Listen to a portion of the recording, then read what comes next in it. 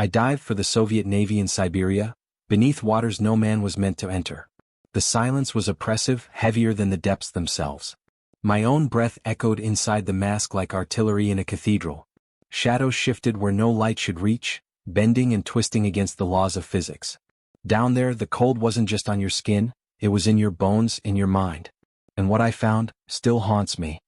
I can still feel the weight of the ice pressing against my helmet even now, decades later.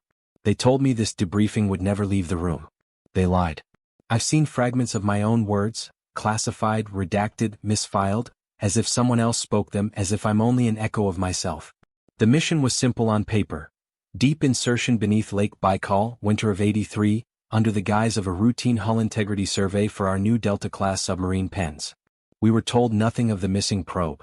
Nothing of the interference picked up by our hydrophones. Nothing about the strange symbols etched in the sonar readouts, like fractures in the water itself.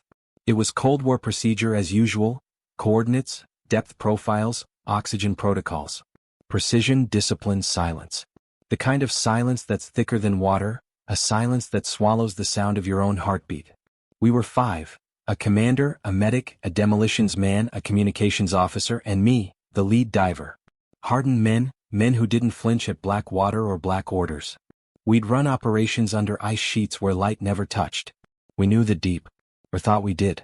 I remember the gear checks: rubber seals stiff with frost, breathing sets hissing with life, steel knives clinking against pressure gauges. I remember the cold that bit through our suits before we'd even gone under. But more than that, I remember the feeling, a taste in the air, metallic, bitter, wrong. Like blood on your tongue before you've been cut. They told us nothing about the lights seen moving under the ice.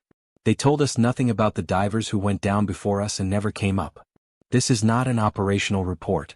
This is a confession. Because after what I saw, I am no longer sure what operational reality even means. I can give you depths, temperatures, gas mixtures.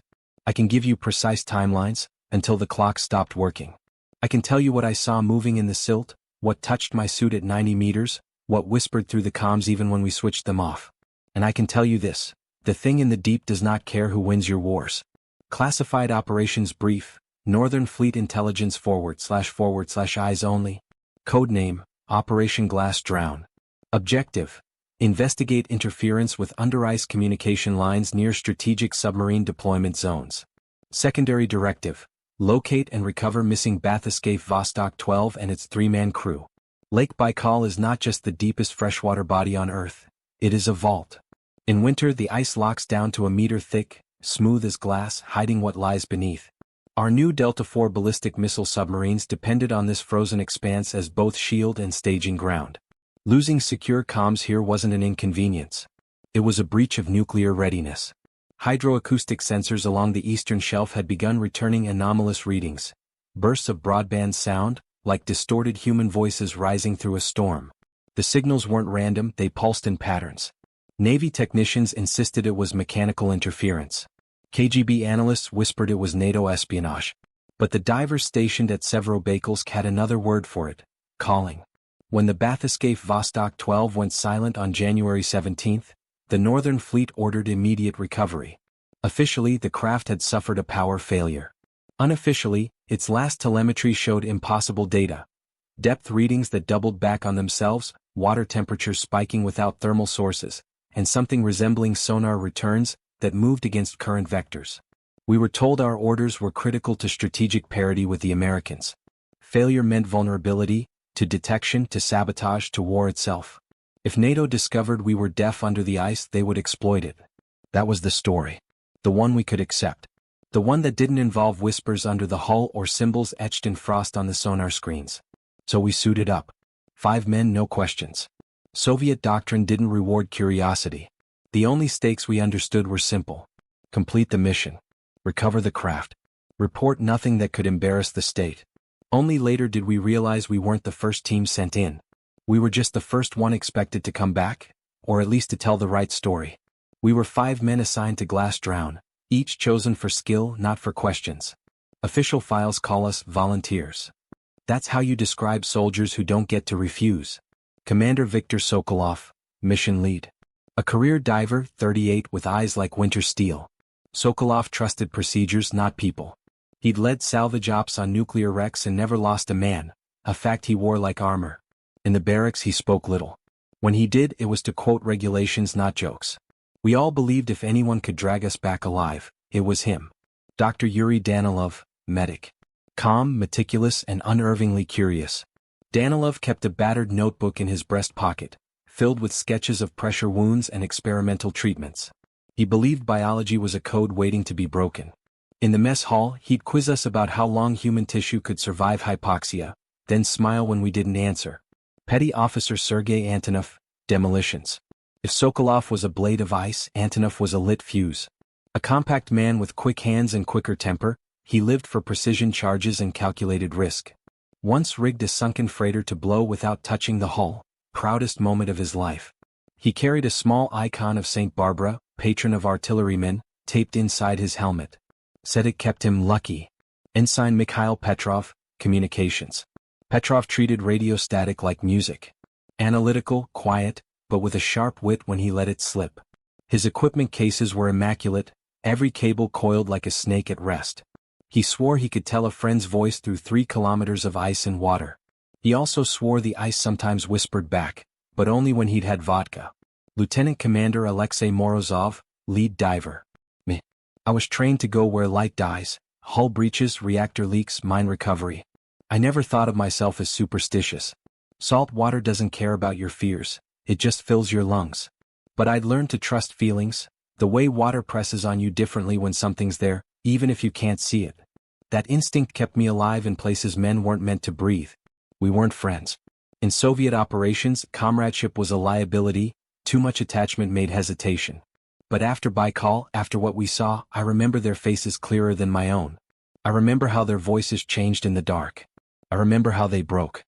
Operation Glass Drown, Field Directive // Northern Fleet Command.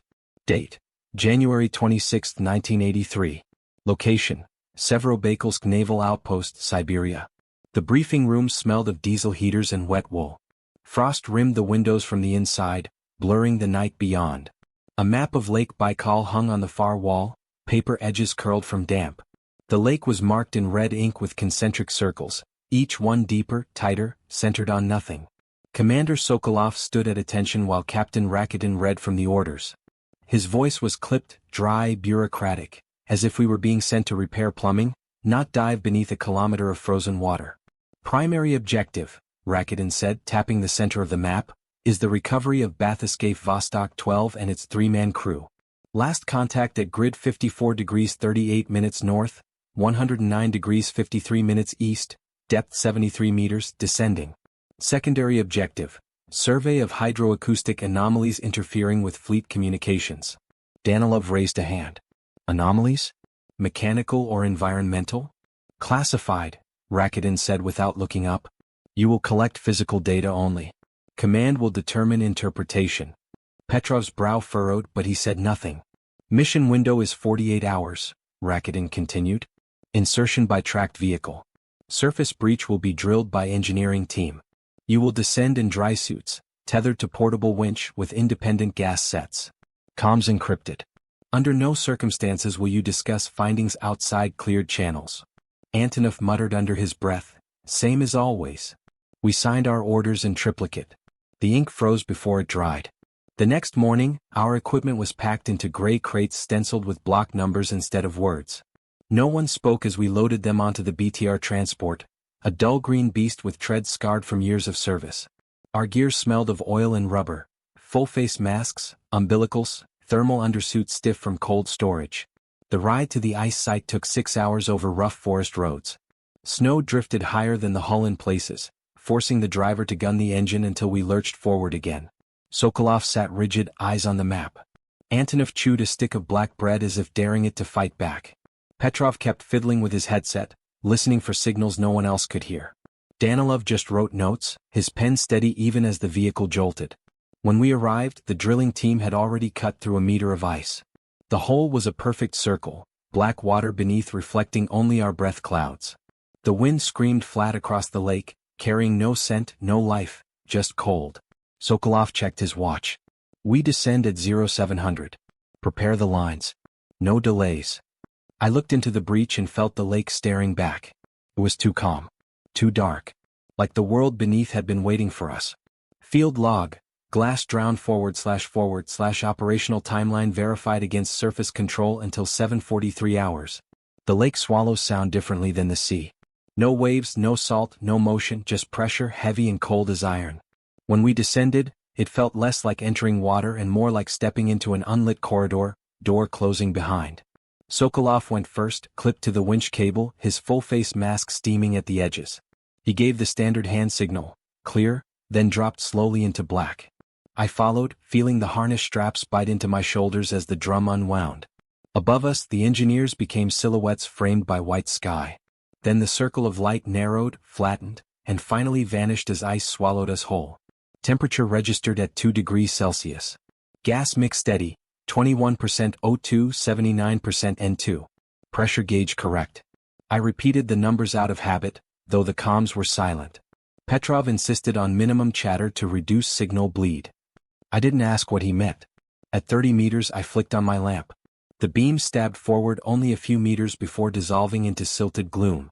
Baikal's depths were ancient. Every movement stirred fine sediment that hung like smoke. Danilov descended behind me, his eyes calm behind tempered glass. He tapped his wrist gauge and gave me a thumbs up. Antonov followed last, grumbling into his regulator, the sound bubbling through the comm line like static. By 60 meters, the surface umbilicals creaked under their own weight. The winch motor above groaned against the cold, unreeling us meter by meter. Petrov muttered bearings into his headset, correcting drift, voice tight. Hold line 20 degrees east, steady, steady, you're on vector. His words cracked as if another frequency bled through, almost like someone whispering the same directions a half-second early. At 70 meters, my lamp passed over something metallic, not the bathyscaphe but an anchor line frayed as though chewed. A Soviet marking tag dangled loose, swaying in a current I couldn't feel. Sokolov's voice came flat over comms. Stay on task. Do not deviate. We reached 90 meters, deeper than the Vostok 12 was ever cleared to go. Pressure closed on my chest like a vice. The cold wasn't biting anymore. It was heavy. It pressed through the suit into my bones. My regulator hissed in uneven rhythm. I checked my watch, 7:28, then looked again, 7:16. I frowned, tapped the glass. The second hand twitched, reversed, then crept forward again. Petrov's voice cut in, thin and distorted. Reading, a multiple pings. No, not pings. Echo returns. Moving, slow, almost breathing. What depth? Sokolov asked. Below you.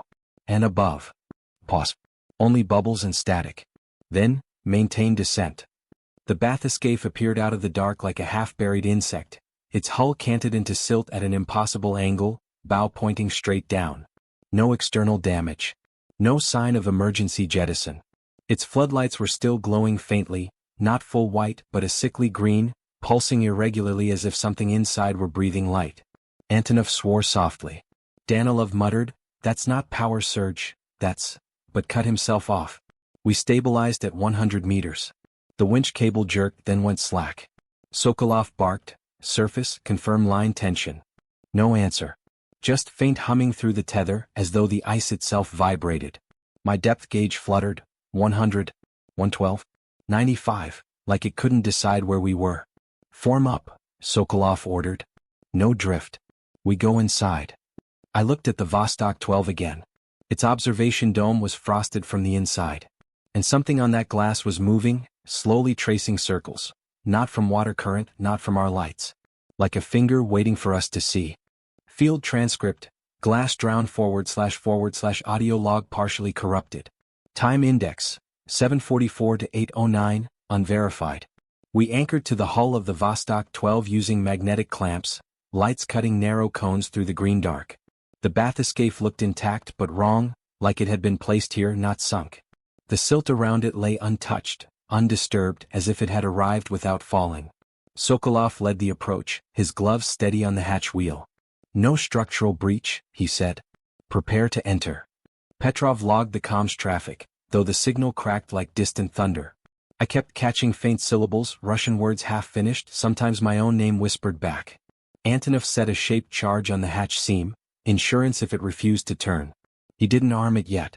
Doors frozen, he muttered, breath fogging his visor. No way this opens by hand. Danilov hovered beside me, scanning the hull with his wrist light. His beam passed over something scratched into the metal, circular symbols, shallow but deliberate. Not tool marks. Not corrosion. They looked like writing but no alphabet I knew. Commander, Danilov said. Recommend photo log. Negative, Sokolov snapped. Inside first. Documentation later. I braced as Sokolov cranked the hatch with a portable torque handle. It shouldn't have moved, but it did, too easily, the wheel spinning with no resistance, no groan of metal against pressure. The hatch swung inward, black water yawning like a throat. A low vibration rolled through the hull, not mechanical, not seismic. It felt alive. Petrov's voice came flat. Signal spike. Origin, inside craft. We swam in. The interior lights were dead, yet the compartment glowed faintly, not from our lamps but from the metal itself, a dim phosphorescence pulsing like a heartbeat. Control panels hung weightless in the cabin, wires snaking loose as if gravity had been forgotten. Danilov touched a floating clipboard and it crumbled into silt, paper dissolving like dust. Where's the crew? I asked. My voice sounded distant, like someone else speaking. No bodies. No suits. Just 3 empty harnesses still buckled, straps swaying gently as though someone had just left. Antonov tapped the bulkhead with his knife. No pressure loss. This thing's still sealed. Petrov stared at his wrist console. Getting returns again. Not sonar. Not radio. Something older. The air tasted metallic even through the regulator. My chest felt tight as though the lake itself pressed into me. I checked oxygen. Normal. Depth. Unreadable. The needle spun once, then froze at 0. Sokolov ordered, search fore to aft. No separation. We moved deeper into the craft. The narrow passage twisted in ways I didn't remember from training schematics. Each corridor seemed longer than it should be, with angles that bent light strangely. My helmet lamp caught my own shadow ahead of me, stretched thin and wrong, moving a half-second late. Danilov's voice cracked over comms. This layout's inconsistent.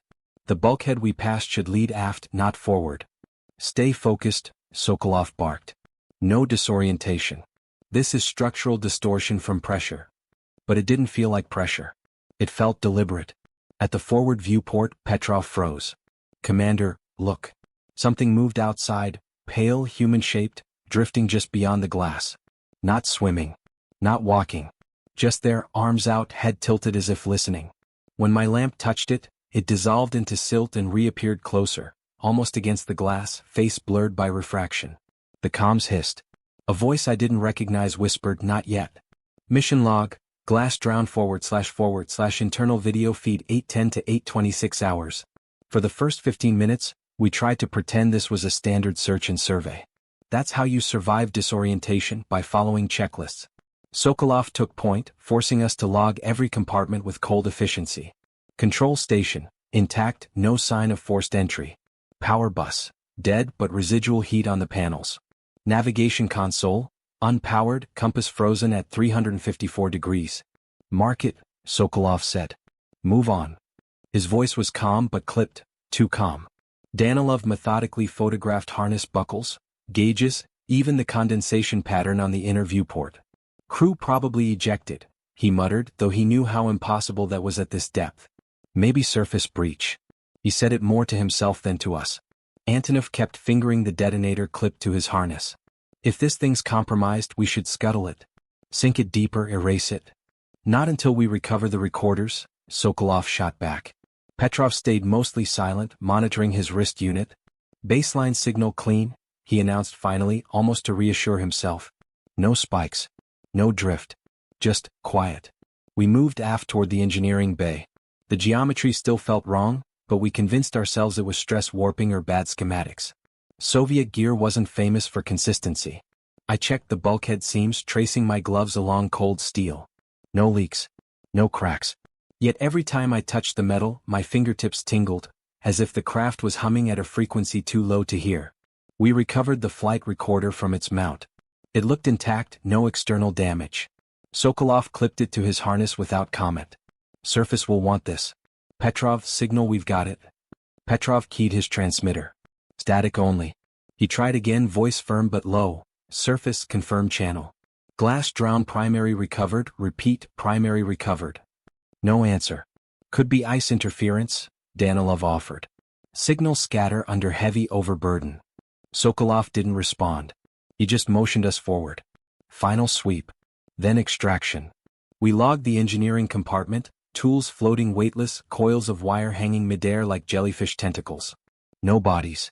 No signs of violence. Just emptiness, clean and absolute. For a brief moment, it almost felt routine. A derelict craft, a failed mission, nothing more. We were soldiers again, not explorers of something we shouldn't have touched. But as we prepared to leave, Petrov cocked his head like he'd heard something. Did anyone say my name? No one had. Mission log. Glass drowned / video feed corruption begins at 8:27 hours. The disturbance began small, almost too small to acknowledge. In operations like these, you learn to ignore phantom sounds. The deep plays tricks on men who listen too closely. We were moving back toward the hatch when Petrov stopped again. There, he whispered. Someone just said it, my name. No chatter, Sokolov snapped, though his eyes darted toward his own comm gauge as if checking for phantom input. Stay online. I swept my lamp across the control bay. The harness straps were still buckled, but they weren't swaying the same way anymore. The motion was out of sync with the water. Like they were breathing. Danilov muttered, pressure equalized, temperature steady, yet I feel it in my chest. He thumped his rebreather valve twice as if something clogged it. The sound came back dull, like knocking on wood too thick to hear through. Antonov cursed. His tether line had gone taut as if snagged. He yanked it free, but it didn't pull smooth. It coiled back, twitching like a living thing, then went slack again. Surface, confirmed tension, Sokolov barked into comms. Still only static. Then the lights changed. Not our lamps, the metal itself. The phosphorescent glow dimmed, brightened, and shifted to a color I can't name. Not green, not blue, something colder like moonlight on bone. Danilov raised his camera. This isn't reflection, he said. It's. The cabin tilted. Not a sudden jolt, not motion from us. The whole craft shifted around us. My balance went with it, inner ear screaming wrong. I checked depth again. 102 meters, then 84, then 116, all in seconds without us moving an inch. Petrov whispered, there's someone outside. His voice was flat. I looked at the viewport. At first only silt. Then a pale hand pressed against the glass, 5 fingers too long, skin rippling as if it were water. Stay on task. Sokolov ordered, louder than before, not because we needed reminding but because he did. The hand withdrew. The silt closed. The glow pulsed once, twice, then steadied. Final sweep, Sokolov said tightly. No deviations. No panic. But I could hear breathing in the comms, not ours, too slow, too deep. Something in the craft was inhaling. Mission log, glass drowned / hydrophonic interference registered at 9:12 hours. The deeper we moved into the wreck, the less it felt like steel. The walls no longer rang when tapped. Instead, they gave off a dull, fibrous thud, as if the metal had grown soft. Antonov wiped his visor. Condensation, he muttered. But it wasn't water streaking down the glass. The droplets crawled upward, against gravity, vanishing into hairline seams in the bulkhead. Sokolov ordered a perimeter hold. Keep tight formation. No separation. His voice was steady, but his thumb tapped against his rifle grip in nervous rhythm. Danilov checked the ballast controls, his suit HUD jittering. Depth gauge is useless, he said. I'm reading 70 meters 1 second, 150 the next. Petrov wouldn't stop glancing over his shoulder. Someone's following us, he whispered. Light sweep, I saw it. Nothing but silt, Sokolov snapped, though he didn't look convinced. I turned my lamp toward the starboard corridor, and froze. The shadows weren't behaving. Instead of shrinking away from the light, they bent toward it, like plants seeking sun. One uncoiled down the hallway, then vanished before anyone else looked. The sound followed, a rhythmic creak, not mechanical, not water pressure. More like lungs expanding. We pressed forward into the central cabin. Everything inside had been rearranged since our last dive scan, or maybe we misread the scan. Racks of equipment now formed a spiral along the floor, ending at the main console. No tool marks, no sign of force. Just moved. Danilov filmed it all, whispering, this is organized. Deliberate. Petrov's breathing turned erratic. There's writing. What writing? I asked. On the ceiling. I looked up, and saw frost etched in Cyrillic. Not printed, not painted. Grown like veins of ice, spelling out do not open. Antonov muttered, "Too late." Then the sound changed. Not creaking, knocking, slow and deliberate. It came from below the deck plating, traveling with us as we circled the spiral. Sokolov hissed, "Surface command, do you copy?" Only static. But under the static was something else. A faint, wet exhale synced with the knocks. Danilov flinched. My suit temperature dropped 10 degrees in 10 seconds. His visor fogged from the inside, though his breather valves were clear. The knocking sped up. Thump thump thump. Then stopped. Everything was silent for exactly 3 seconds. Long enough for all of us to register it. Long enough to know it was waiting for us to move. When we did, the entire craft groaned as if alive. Bolts popped from the bulkheads, lines snapped, the deck shivered. The phosphorescent glow outside surged and poured through the viewport like floodlights. And then came the voice, not over comms but in the water itself, vibrating through our suits, low and steady. "Go back." Antonov leveled his rifle. "Permission to fire?" "Negative." Sokolov barked, but his finger hovered over his own trigger. "Mission log, glass drown // primary contact event begins at 9:37 hours. The voice didn't echo, it pressed on us, vibrating through the hull, through our bones. "Go back." Sokolov steadied his breath. "We're proceeding," he said, though his voice cracked. "Stay alert, safety's off." The spiral of equipment ended at a hatch that should have been locked by hydraulic pressure. It was already open. Water didn't rush in or out. It just waited, black and still, as if whatever lay beyond controlled the sea itself. Petrov muttered, "This wasn't like this on sonar." I went first, dropping through the hatch. My boots touched a floor slick with something thicker than water. My lamp lit the compartment, and froze on a figure. Not a man. Not even a corpse. A shape wearing the outline of a man, hollow in the middle. Its helmet was gone, but there was no head inside. Just that bone-colored glow, shifting like smoke in a jar. "Contact front," I whispered. My mic barely worked. Every word came back distorted, as if someone else was repeating them an instant later. Danilov aimed his camera. "Is it moving?" The figure tilted, not by muscles or joints but like a flag in deep current, slow and impossible to predict. Where its eyes should have been, the glow pulsed brighter. Antonov raised his rifle. "Say the word." "No fire," Sokolov ordered. "Observe only." That was when the others appeared. Shapes pressed against the walls, bending them outward like soft metal. Long hands, too many joints, fingers flattening then slipping back as if testing the barrier. Petrov lost it. "We're leaving now. Orders or no orders." He grabbed his tether, started hauling himself back. The main figure turned, not by walking but by rearranging itself, the glow sliding inside its hollow frame like mercury. It faced Petrov and the glow pulsed again. Petrov went rigid. His arms dropped. His suit telemetry spiked, heart rate like a hammer, then flatlined for half a second before roaring back. "It's inside my head," he gasped. "Break visual contact." Sokolov barked. "Everyone down." Too late. The walls peeled open, not like tearing metal but like opening skin. Water didn't flood in, instead it hung motionless, forming a perfect circle around the compartment. Inside that circle, darkness so pure it swallowed our lamps. Then we saw it. Not one thing. A cluster. A lattice of limbs and faces all wrong. Mouths open, no sound. Eye sockets glowing that same bone light. It wasn't swimming. It wasn't walking. It was assembling itself from the wreckage, using shattered bulkheads like bones. Danilov whispered, "It's building a body." The lattice bent toward us and the compartment temperature dropped instantly. Frost crystallized on our visors. My breath turned to snow inside my mask. Antonov opened fire. 3-round burst, point blank. The rounds vanished, absorbed into the glow. No ricochet. No impact. The thing only pulsed brighter. The voice came again but louder, closer, as if it were speaking through our own lungs. "Go back." Petrov screamed, clutching his helmet.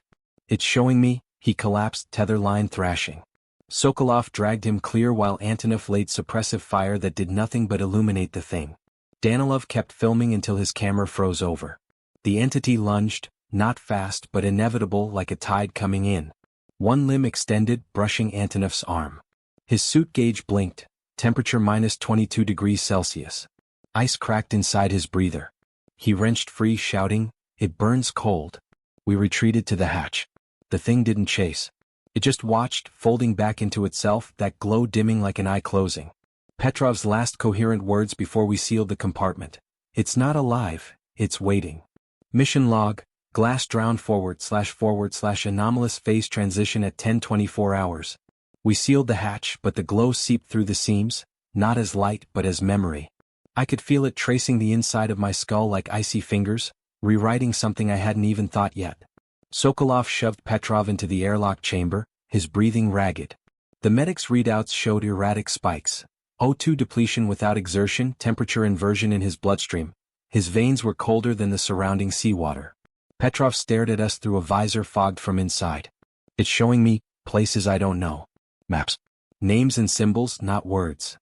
Danilov tried to calm him, but every time Petrov spoke, our comms layered his voice with static that pulsed in triplets. Not random interference but a signal. The corridor twisted while we moved. Not metaphorically, bulkheads leaned at wrong angles, hatch markings reversed, gauges spun counterclockwise. Every 10 meters we crossed, our depth counter dropped 20, then rose back to normal. The bathyscaphe was somewhere ahead, yet sonar claimed we'd passed it 3 times. Danilov ran his handheld recorder. Timestamps aren't lining up. 40 seconds of audio takes 60 to play back. Antonov muttered, "We're crawling through someone else's clock." The lights flickered, but not in sync. My lamp would strobe while Danilov stayed steady, and Antonov's beam dimmed as though drained by something watching him specifically. Petrov's helmet cracked from the inside, no impact, just pressure reversal. When we pulled him out, his pupils glowed faintly like deep-sea phosphor. He gripped my arm with inhuman strength. "Do you hear it now? In the pumps?" "The pumps are breathing." Danilov swore. "That's impossible. Pumps don't."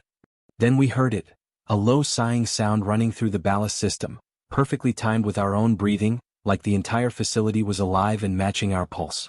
Antonov's left hand began to twitch uncontrollably, fingers locking into angular shapes. He tried to laugh it off, old break acting up, but I saw frost creeping under his fingernails. Every surface he touched iced over. His rifle's trigger froze solid. "Danilov," he started translating symbols we hadn't even seen. "This means threshold," he said, pointing at bare metal. "No markings there." But when I blinked, faint glyphs burned into view, glowing sigils spiraling across the corridor walls like veins of light. Danilov whispered, "I think they're reading us as much as we're reading them." The comms specialist tuned his radio to test a channel. Instead of static, we heard, ourselves. "Seal the hatch, don't look at its eyes." It was our own conversation, but delayed by 37 seconds, then scrambled into metallic tones. Danilov tilted his head like he was listening to instructions. "They're telling us where to go," he said softly. "No one is telling us anything," Sokolov snapped. "Stay sharp." But the deeper we went, the more Danilov spoke in voices not his own, clipped naval commands from long-dead subs, whispers in Finnish, Mandarin, Arabic. His translator unit wasn't even on. At 10:46 hours, we reached a spherical chamber lined with flooded observation windows. Behind the glass, copies of us walking through hallways we'd never entered. Antonov slammed his fist against the viewport. His reflection didn't copy him. It just stared back, lips moving silently. Petrov began crying inside his helmet, fog pooling like milk. "Which one's real?" he sobbed. We crossed the chamber as the reflections began to multiply. By the time we reached the far hatch, there were 7 of each of us, each slightly wrong. Antonov's reflection missing a faceplate, Danilov's reflection walking backward, mine, grinning when I wasn't. Petrov collapsed. His voice, when it returned, wasn't his. It came out as pure digital tone, harsh and flat. Depth unauthorized, proceed to threshold. Danilov tried to treat him, but the medical scanner showed 3 heartbeats at different rhythms. "This isn't human anatomy anymore," Danilov whispered. "It's reorganizing him." Antonov tore off his glove and screamed. His skin crystallized in sheets, clear as ice. When I touched him, the cold bit into my suit like acid. "Don't touch me," he shouted, voice cracking like brittle glass. Sokolov kept shouting orders. "Move forward, stay together, no more talking," but every command came out delayed in our headsets as if someone else was repeating him first. As we breached the final compartment, the walls pulsed with light matching our heartbeats. Danilov stared at a bulkhead and whispered, "They're giving us a chance to leave. But it won't last." Sokolov's jaw tightened. Mission first. Recovery of Vostok 12. The last thing before we descended the ladder was Petrov's voice in pure static, shaped into words. "We are not visitors here. We are the material." The Vostok 12 sat in the chamber like a carcass on an altar. Its hull was intact, but the paint had blistered into strange ridges, patterns like script carved by fire. Our depth gauge spun in lazy circles. We were either at 900 meters or in open air, depending on which instrument you trusted. Sokolov led the approach. Quick sweep. Confirm crew status. His voice was flat now, drained of anger. Only calculation remained. Petrov's eyes glowed pale as he drifted behind us. No tether tension, no sense of weight, as if gravity no longer applied to him. Danilov muttered translations for glyphs that no one else could see. Antonov's crystalline arm clicked with every movement. I stayed on point, scanning every surface. No movement. No light. Only silence so heavy it pressed into my chest like a second heart.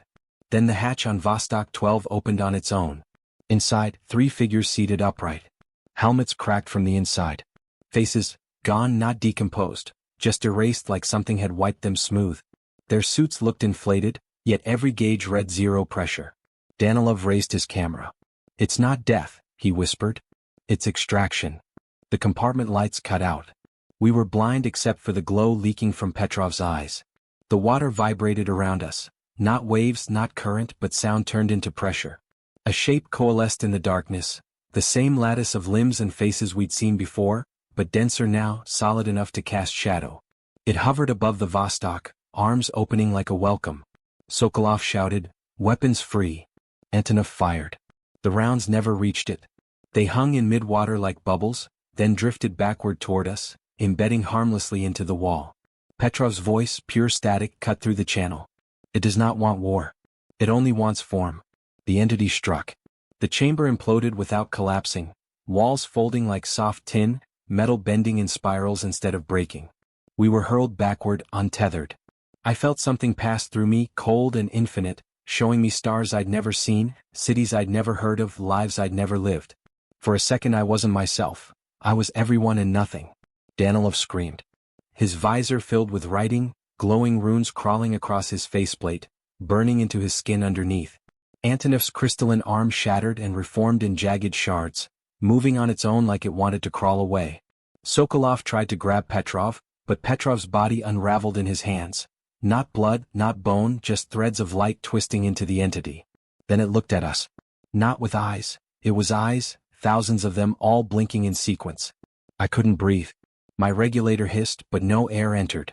For one terrible instant I felt the thing using my heartbeat to measure the room. A voice inside all of us, calm as an order. "Leave this form." Sokolov triggered the emergency charges, detonating a flash charge meant to breach frozen hatches. The explosion didn't sound like an explosion, it sounded like a choir. The entity convulsed, light scattering like shards in black water. We bolted through the ladder shaft as the chamber collapsed inward, dragging Vostok 12 and its eyeless crew into darkness. The last thing I saw before the hatch sealed, the entity folding into a single human-shaped silhouette, standing in perfect stillness. We climbed with panic rather than training, hauling ourselves hand over hand along the tether line. No one spoke, but our comms crackled with voices anyway, our own voices screaming orders we hadn't given yet. Antonov's crystalline arms scraped the ladder with every movement, leaving frozen gouges. Danilov clutched his camera like a holy relic, his faceplate still crawling with faint glyphs even though his helmet HUD was off. Sokolov stayed at point, breathing fast, muttering numbers under his breath like a prayer. "Depth at 700 meters, I called. But the gauge flashed 2 minutes to surface. Impossible. We'd only been in the shaft for 40 seconds. The walls bent around us as we ascended. At one turn we passed the same junction twice. The second time our own boot prints were already there, iced over as if we'd left them hours ago. Danilov whispered, "We're inside its clock now. Time doesn't run, it coils." Something followed us, or maybe just waited above us at every turn. Lights failed one by one, plunging us into blackness except for Petrov's faint glow behind us. Only, Petrov was gone. We'd seen him pulled into the entity below. Yet his voice still guided us through comms. "Left turn, ladder rung missing, don't look down." Antonov cursed and climbed faster. Frost spread from his arm across his chest plate. "If I slow down I'll freeze solid," he gasped. At 500 meters the shaft narrowed, twisting into shapes no engineering manual ever described. The metal wasn't bending under stress, it was rebuilding itself while we crawled through. Bolts appeared where none had been, rivets pulsed like veins. My gloves burned cold just brushing the wall. When we finally punched through the last hatch, the lake greeted us like another planet. The ice had split into jagged plates, glowing faintly from below. Our ascent timer read 14 hours elapsed, yet the dive chronometer on Sokolov's wrist claimed we'd been gone only 20 minutes. The air tasted metallic as if every breath had been scraped off a blade. Shadows fell in wrong directions, stretching toward us no matter where we stood.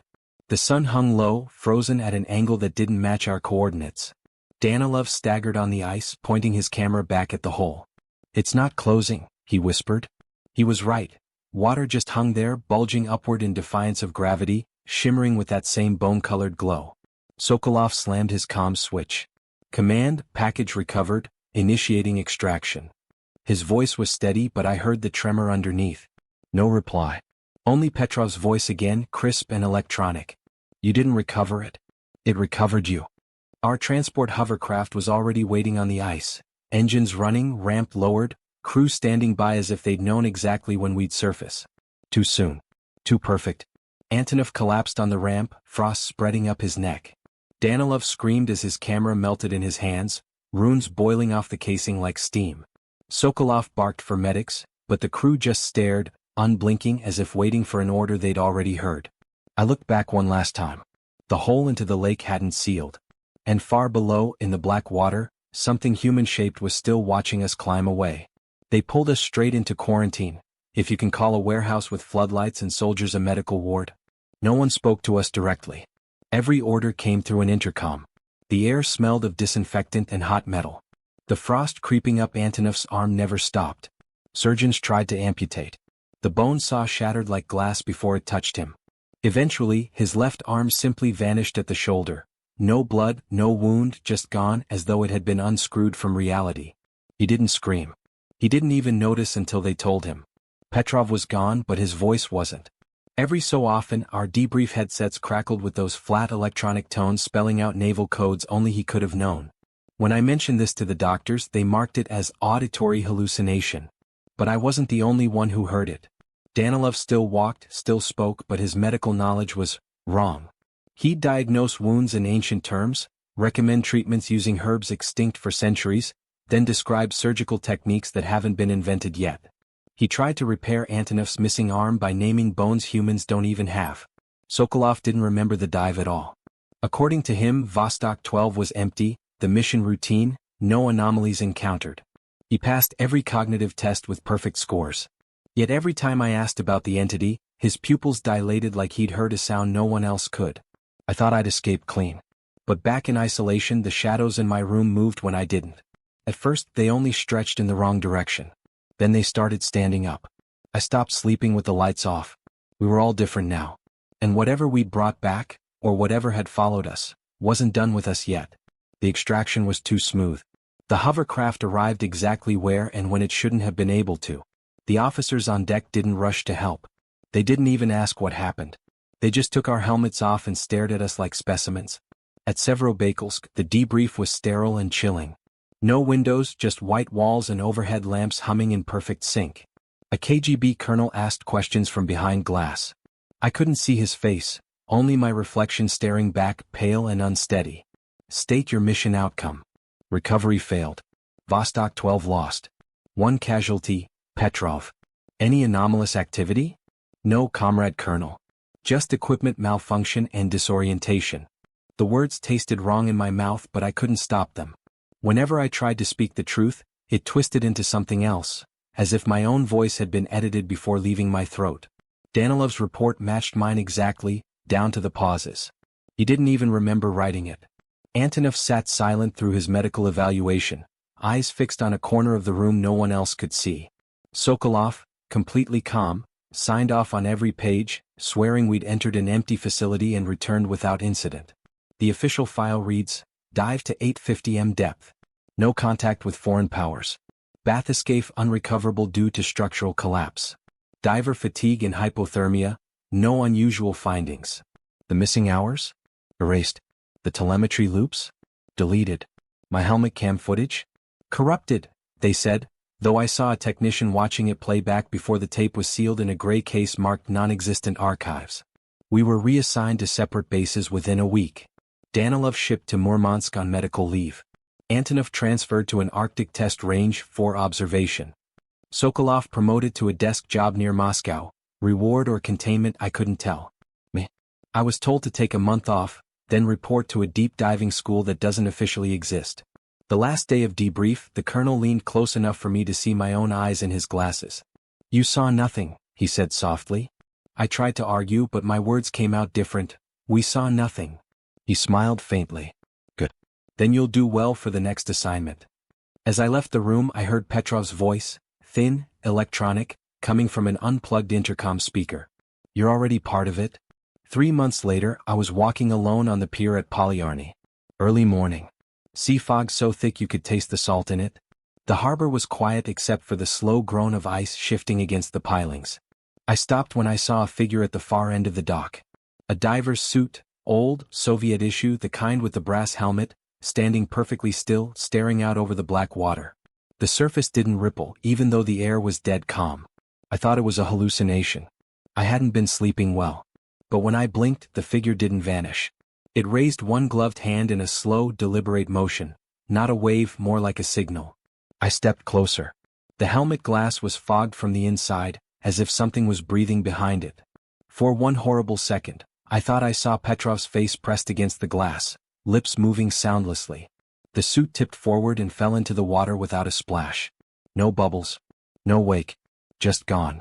Later that night, I found a damp envelope slid under my cabin door. No return mark. No stamps. Just my name written in block letters. Inside was a single photograph, a grainy still from my helmet cam, one I never knew existed. It showed our team in the bath escape, but something was wrong. There were 5 figures, not 4. The extra one stood behind us, impossibly tall, its outline distorted like static underwater. Scrawled on the back in blue pencil, "You are breathing it now." I burned the photo. But the smell never left, a faint, metallic tang like rusted air. And every time I close my eyes, I see that brass helmet staring back through the fog, waiting.